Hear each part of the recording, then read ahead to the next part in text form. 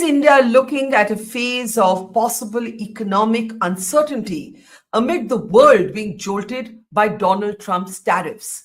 There's at least one senior journalist and author who's calling for an urgent display of leadership by the Prime Minister.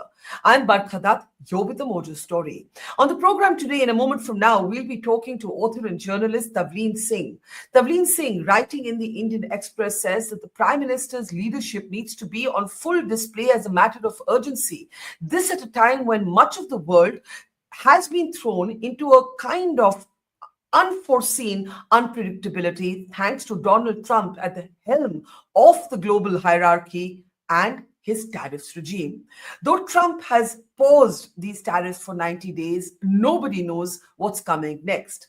Tavleen Singh argues in the Express column that while the leader of the opposition can be spared for a dereliction of duty, the Prime Minister cannot and he must, instead of spending time and energy on religious events or the usual political speeches, he must engage directly with the citizens of India and assure people that India is not looking at possible economic ruin.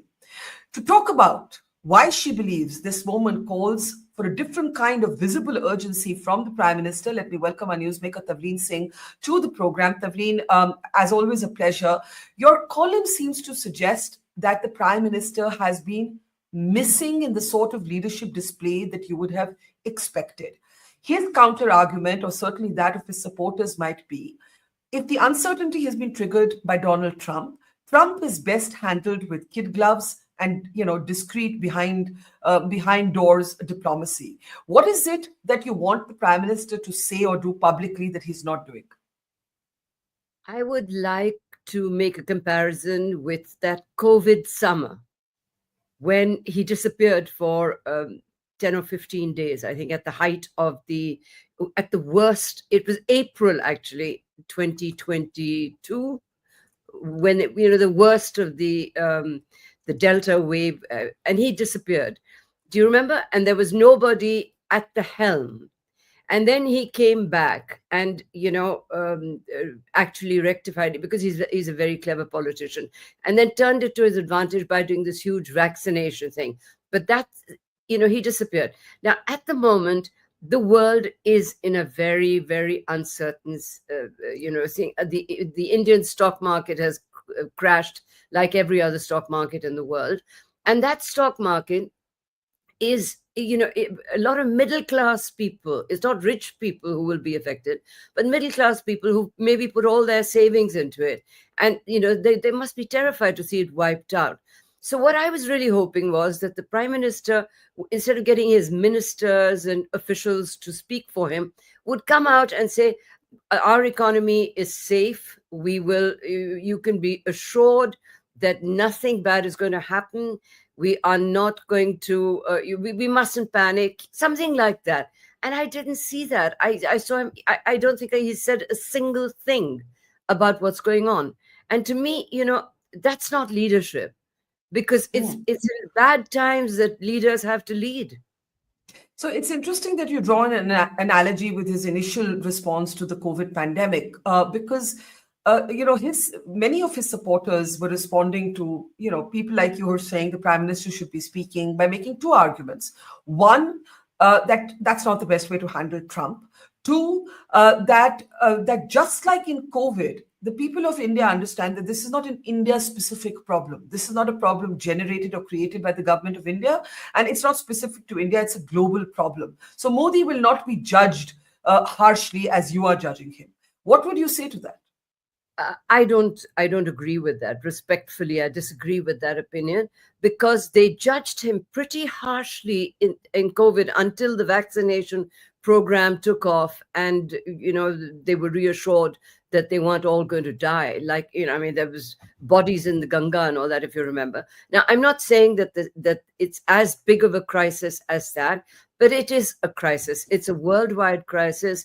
There's a possibility of recession. Everyone was talking about it until he withdrew the tariffs. Now, I'm not talking about the way he should handle Trump. That's for him to do. I'm talking about how he should handle us in India. us, the people. Surely, I mean, for instance, demonetization. When panic set in, he came on television, I think, every day to say, don't worry, in 60 days, you're going to be fine. So he maybe can't give that kind of assurance because it's very uncertain, but he can say, we have taken care, there are guardrails around the economy. These are the guardrails. Nobody needs to worry. I sort of expected that he would say something like that.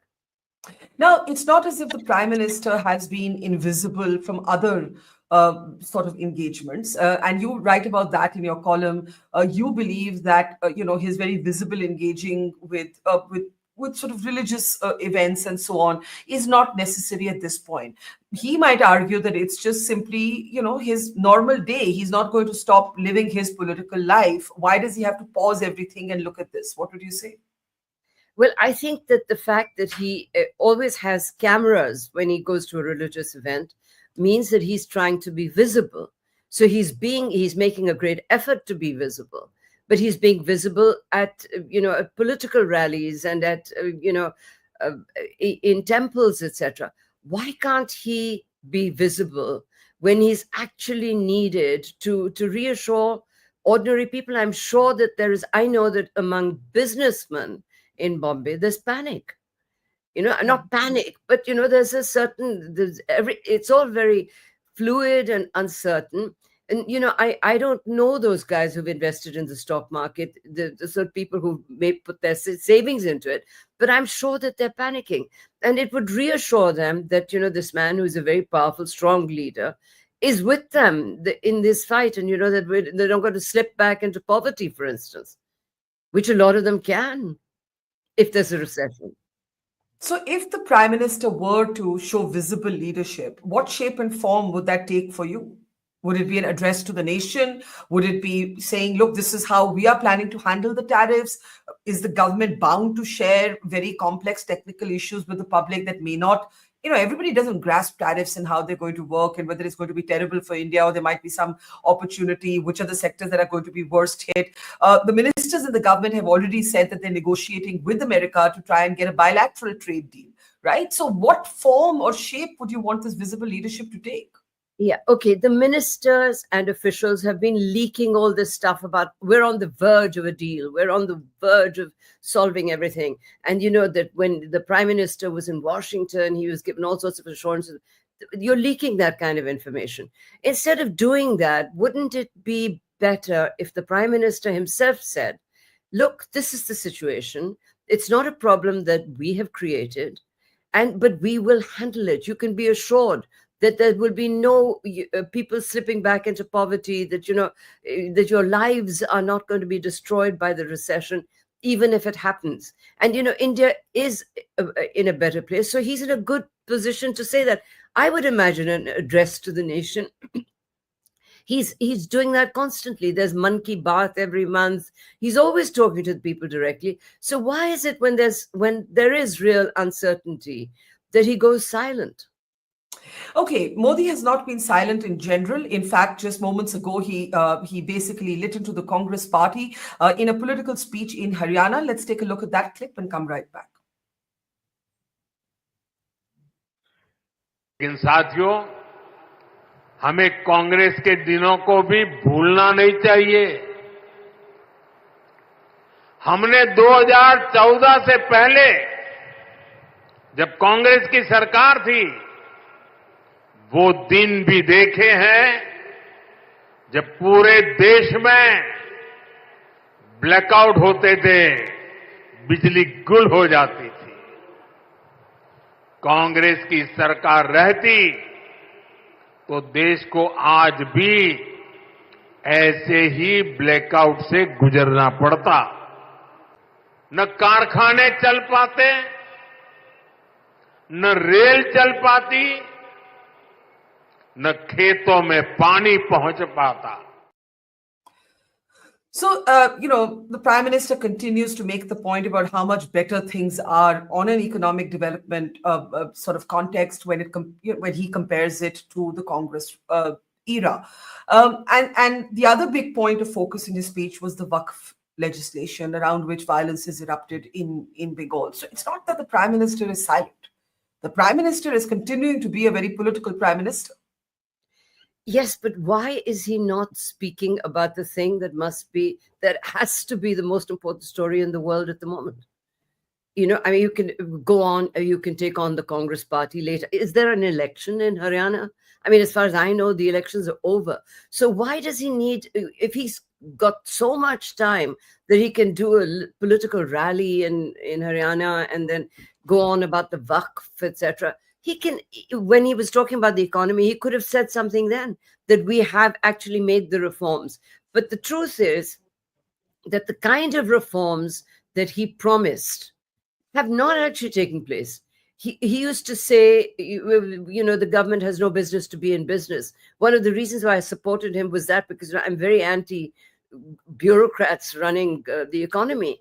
And actually, the only thing that has been the only government company that has been freed from government control is Air India in 11 years. So we're still pouring money into the public sector. It's still government doing business the whole time. So, I mean, is he worried that if there is a recession, that all of his absence of ease of doing business will be exposed? I don't know. But I get the feeling that he's probably aware that, there is no real ease of doing business. It's pretty much business as usual. It's like the way it was. I mean, if you try a simple thing, like, getting something from abroad, it takes days. I ordered a pair of pants the other day, and, KYC and this YC, and I tried to do some GST. That was, again, very complicated. So if the smallest thing involves so many complications, imagine what it's like for people doing business, unless they're very, very rich and can afford to actually buy off the officials who stand in the way. Smaller business. Before I come back to what you think this visible leadership might look like beyond an address to the nation, Piyush Goyal, who has been in these negotiations with America, also made a very contentious speech in recent days about startups, and he sort of disparaged some of the startups and said startups don't mean vegan ice cream and so on. You've got to do better than delivery coolies and so on. What did you make of that speech? Well, obviously, they've suddenly realized after Deep Sea, what is it called? The Chinese AI thing? Deep Sea. Yeah. They've suddenly realized that China is maybe 20 years ahead of us in these areas, maybe even more. And that all we're doing is, delivering. So, I mean, I think that was a kind of a moment of truth, really. But I'm actually against the government financing startups. I really don't believe that the government should be using taxpayers' money to help startups. Startups we are the most enterprising people in the world. Even street children that I know don't want to get a job. They want to sit there and sell some bangles or something. We really have enterprise in our genes. So why don't they, why do we need government to promote startups? They can have government, help when needed, but not as, taxpayers' money going into startups. So to come back to your argument that the Prime Minister needs to be visible, if he were to do an address to the nation and say, don't worry, we've got it under control, we're in talks with Washington, we have a plan, would that be enough for you? What would be the plan? I mean, what are you looking for specifically? I think that regular appearances, to his favorite journalists, on television, give a few interviews, he's very articulate, say this is what we've done and this is what we're going to do. And I assure you that there should be no panic. That don't worry about the stock market going down just now. All will be well in the end because we've got it under control and we are not as badly affected as other countries. Instead, what we have is a lot of his officials saying, oh, we're much better off than China. We're not being taxed at that. We're not actually. China is superpower number 2. It's a fight between two superpowers. And we're just kind of, watching from the sidelines. So I was arguing with one of the Prime Minister's supporters the other day, and I said to him that every significant head of state had actually spoken out on the tariffs and what this might mean for the global economy. The Singapore Prime Minister, for example, had a absolutely stellar speech on the repercussions, and this supporter of the government said, well, the fact that Modi hasn't spoken in public is actually going to be to India's advantage. And the White House pretty much confirmed that with their crazy comments saying those who do not retaliate will be rewarded. So discretion is the better part of valor. That's the argument that the BJP and its supporters are making. Yeah, I don't think that he should say anything bad about his friend Donald Trump. I don't think he should comment on Donald Trump's policies or lack of them, or what all this crazy chaos that he's created. But he should say that we are okay. He should give India, the people of India, some assurance that, we've got things under control. You don't have to panic. And, give a few interviews.